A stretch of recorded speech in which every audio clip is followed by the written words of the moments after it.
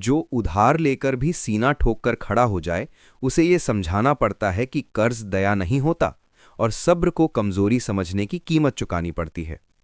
आज की बात कोई साधारण खबर नहीं है। आज की बात सीधी भारत की जेब, भारत के भरोसे और भारत के आत्मसम्मान से जुड़ी है। 14,717 करोड़, यही वो रकम है जिसे भारत ने बांग्लादेश से तुरंत लौटाने को कहा है। और इस बार बात सिर्फ याद दिलाने तक सीमित नहीं है, बल्कि साफ चेतावनी दी जा चुकी है। अगर पैसा नहीं लौटा तो लीगल एक्शन होगा और उसके बाद कूटनीतिक, आर्थिक और रणनीतिक कदम भी उठाए जाएंगे। अब कुछ लोग कह रहे हैं कि ये रिश्तों में कड़वाहट लाएगा, कुछ इसे राजनीति बता रहे हैं, लेकिन असली सवाल ये है कि क्या भारत का पैसा मजाक है? क्या दोस्ती के नाम पर अरबों रुपए डकार जाना सही है? और अगर आज भारत चुप रहा तो कल दुनिया भारत को किस नजर से देखेगी? इस पूरी कहानी की जड़ें जाती हैं साल 2015 में। उस वक्त बांग्लादेश की सत्ता में शेख हसीना थी और भारत में नरेंद्र मोदी प्रधानमंत्री थे। दोनों नेताओं के बीच तालमेल अच्छा था। भारत और बांग्लादेश के रिश्ते उस दौर में अपने सबसे बेहतर चरण में माने जाते थे। सीमा विवाद सुलझ रहे थे, अवैध घुसपैठ पर बातचीत हो रही थी, आतंकवाद के खिलाफ सहयोग बढ़ रहा था और व्यापारिक रिश्ते भी मजबूत हो रहे थे। इसी माहौल में बांग्लादेश ने भारत से आर्थिक मदद की गुहार लगाई। तर्क साफ था, देश का आंतरिक विकास करना है, रेलवे नेटवर्क मजबूत करना है, नई सड़कें बनानी है, पावर सेक्टर में निवेश चाहिए, ट्रांसपोर्ट सिस्टम को आधुनिक बनाना है और इसके लिए बड़े पैमाने पर फंडिंग की जरूरत थी। भारत ने इस मांग को सिर्फ एक आर्थिक प्रस्ताव नहीं, बल्कि पड़ोसी और दोस्त की जरूरत समझा।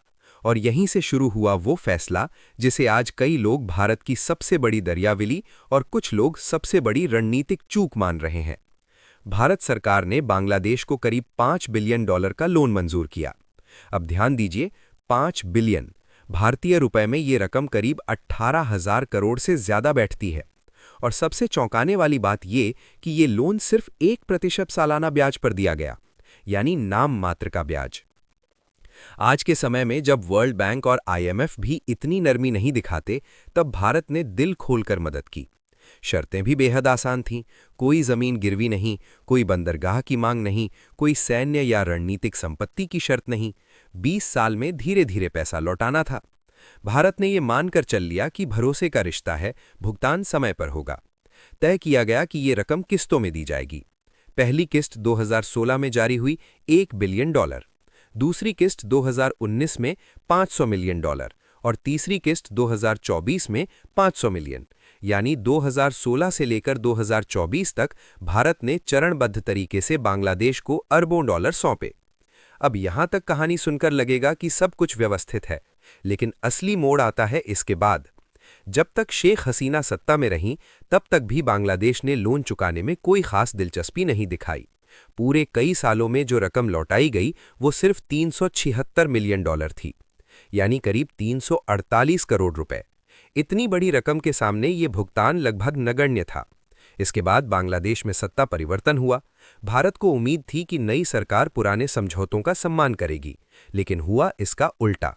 भारत ने पहले शालीनता से संपर्क किया, आधिकारिक लेटर भेजे गए, फिर ईमेल्स गए, फिर रिमाइंडर भेजे गए। पिछले 6 महीनों से भारत लगातार बांग्लादेश को याद दिला रहा है कि लोन की किस्त बकाया है, लेकिन जवाब या तो बिल्कुल नहीं आया या फिर टालमटोल भरा। यूनुस सरकार का तर्क है कि बांग्लादेश की आर्थिक हालत बेहद खराब है, सरकारी खजाना खाली है, देश आर्थिक संकट से जूझ रहा है, इसलिए अभी भारत को भुगतान करना संभव नहीं है। लेकिन यही वो जगह है जहां पूरी कहानी पर सवालिया निशान खड़े हो जाते हैं। अगर बांग्लादेश के पास पैसे नहीं हैं, तो हाल ही में तुर्की से करोड़ों रुपए के अत्याधुनिक ड्रोन कैसे खरीदे गए? अगर देश की हालत इतनी खराब है, तो रक्षा सौदों के लिए फंड कहां से आया? क्या भारत का कर्ज इतना गैर जरूरी है कि उसे सबसे आखिर में रखा जाए? भारत ने कभी नहीं कहा कि एक साथ पूरा पैसा लौटा दो, किस्तों में भी चलेगा, लेकिन कम से कम ईमानदारी तो दिखाई जाए, संवाद तो हो, जवाब तो आए। लेकिन यहां तो हालात ऐसे हैं जैसे भारत का पैसा किसी का एहसान ही नहीं था। अब भारत का सब्र जवाब दे रहा है और यही वजह है कि सख्त रुख अपनाने की तैयारी हो चुकी है। रिपोर्ट्स के मुताबिक अगर बांग्लादेश ने जल्द भुगतान शुरू नहीं किया तो भारत कई स्तरों पर दबाव बनाएगा। सबसे पहले कूटनीतिक स्तर पर असर दिखेगा। बांग्लादेश को कुछ अहम आर्थिक और रणनीतिक प्राथमिक सूचियों से बाहर किया जा सकता है। टेक्निकल और डेवलपमेंट सपोर्ट पर रोक लग सकती है। भारत की मदद से बांग्लादेश में जो भी इंफ्रास्ट्रक्चर और पावर प्रोजेक्ट चल रहे हैं उन्हें रोका जा सकता है। आगामी भारतीय बजट में बांग्लादेश के लिए रखी गई आर्थिक सहायता में कटौती हो सकती है। भविष्य में किसी भी तरह की नई फंडिंग या सॉफ्ट लोन पर पूरी तरह ब्रेक लग सकता है। मतलब साफ है, अब दोस्ती की एड में फ्री फंडिंग नहीं होगी। यहां पर एक तुलना बार बार सामने आती है, चीन की। चीन लोन देता है लेकिन बदले में गारंटी लेता है, जमीन, बंदरगाह, एयरपोर्ट या फिर लंबी लीज। अगर पैसा नहीं लौटाया तो कब्जा तय। श्रीलंका का हम्बनटोटा पोर्ट इसका सबसे बड़ा उदाहरण है। भारत ने ऐसा नहीं किया। भारत ने बिना किसी गारंटी के पैसा दिया, भरोसे पर दिया, और आज वही भरोसा भारत के लिए चुनौती बन गया है। लेकिन क्या भारत को अब भी चुप रहना चाहिए? क्या सिर्फ इसलिए कि बांग्लादेश पड़ोसी है, भारत अपने 14,717 करोड़ छोड़ दे? क्या टैक्स देने वाली जनता से ये कहना सही होगा कि उनका पैसा अब वापस नहीं आएगा? अगर एक आम आदमी बैंक का लोन नहीं चुकाता तो बैंक क्या करता है? नोटिस भेजता है, फिर कोर्ट जाता है, फिर संपत्ति जब्त करता है। तो फिर देशों के मामले में अलग नियम क्यों? ये मामला सिर्फ पैसों का नहीं है, ये मामला अंतर्राष्ट्रीय मंच पर भारत की साख का है। अगर भारत आज सख्ती नहीं दिखाता तो कल कोई और देश भी यही करेगा, और फिर भारत सिर्फ देने वाला देश बनकर रह जाएगा, जिससे कोई डरता नहीं, कोई सम्मान नहीं करता। बांग्लादेश को भी समझना होगा कि भारत कोई दुश्मन नहीं है।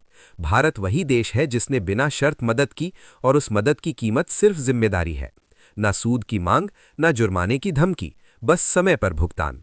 आज ये मुद्दा 14,717 करोड़ का है, लेकिन असल में ये भरोसे, कूटनीति और राष्ट्रीय सम्मान का सवाल है। तो दोस्तों, यही है भारत और बांग्लादेश के बीच 14,717 करोड़ के लोन को लेकर पूरा मामला। जहां एक तरफ भारत अपने टैक्स पेयर्स का पैसा वापस मांग रहा है, वहीं दूसरी तरफ बांग्लादेश की चुप्पी कई सवाल खड़े कर रही है। अब देखना यह है कि आने वाले दिनों में ये मुद्दा कूटनीतिक समझौते से सुलझेगा या लीगल एक्शन तक पहुंचेगा। आपकी राय इस पर बेहद जरूरी है। क्या भारत को सख्ती दिखानी चाहिए या कूटनीति से काम लेना चाहिए? नीचे कमेंट में अपनी सोच जरूर लिखिए। अगर आपको ऐसे ही करंट अफेयर्स, इंटरनेशनल पॉलिटिक्स, देश हित और एक्सक्लूसिव एनालिसिस वाली वीडियो पसंद है तो चैनल को सब्सक्राइब, वीडियो को लाइक और बेल आइकन को जरूर दबाएं, ताकि कोई भी बड़ी खबर आपसे छूटे नहीं। इस वीडियो को ज्यादा से ज्यादा शेयर करें ताकि सच्चाई हर भारतीय तक पहुंचे। तो चलिए फिर मिलते हैं नेक्स्ट वीडियो में एक और सच्चाई वाली असली खबर के साथ। और हाँ, इस वीडियो को आप सब्सक्राइब कर दें। जय हिंद, जय श्री राम।